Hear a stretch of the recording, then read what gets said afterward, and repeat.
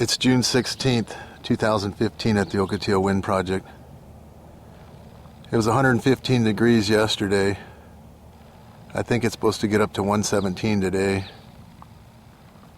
It's a time when power is needed most for air conditioners, and it seems that this project fails to deliver the power when the power is needed.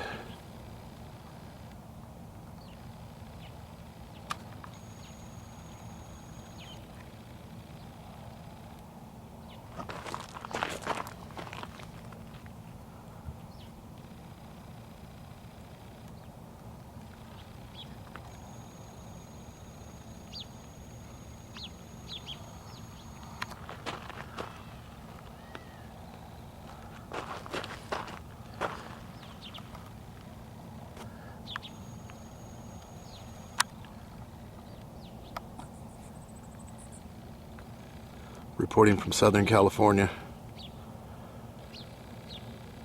Stay tuned.